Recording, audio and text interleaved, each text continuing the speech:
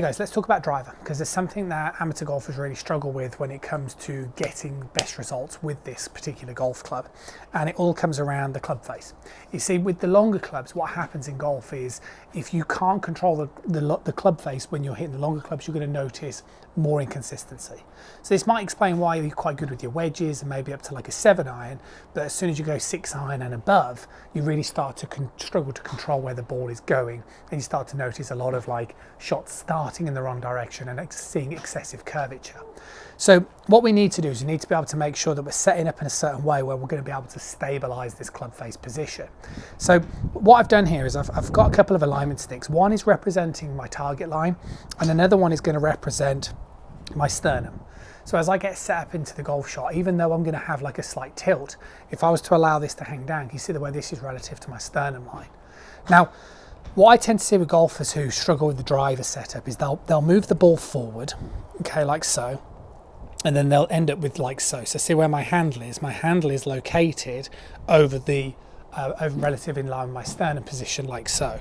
Now, the problem with this is that's just not the correct way. What this is going to do is you're going to be kind of getting yourself into a position where, can you see, because the club shaft is kind of too vertical, or especially the grip, my right hand reaches and it's going to sit too much on top of the club, which then means if my right hand becomes too active, it's going to twist open the club face too much.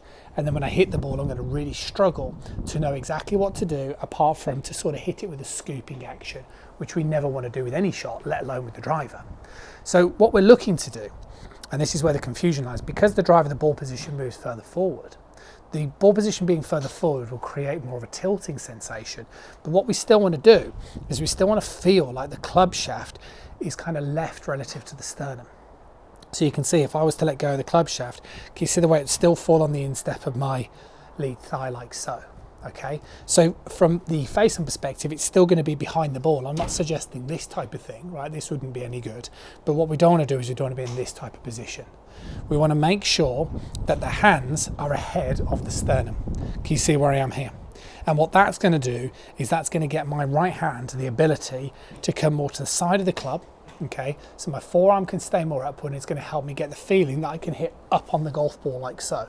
Again, if I kind of go back to this type of handle, this hand sits more on top, this is going to make me hit much down on the ball. I'm going to get too scoopy at it, too casty, and that's going to add loads of loft, which is going to cause inconsistency.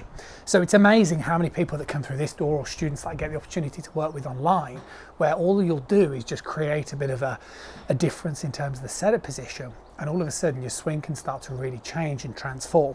So again, ball position with driver, inside the lead ankle, somewhere in that vicinity is perfect.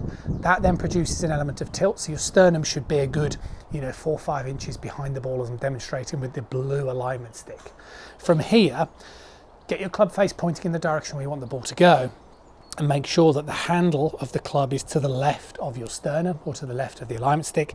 And then from there, you should notice the way that, because the handle's further forward, your right hand can come more underneath, so it's softer. If your handle's too much here, you won't be able to come underneath. It'll be forced to sit more on top.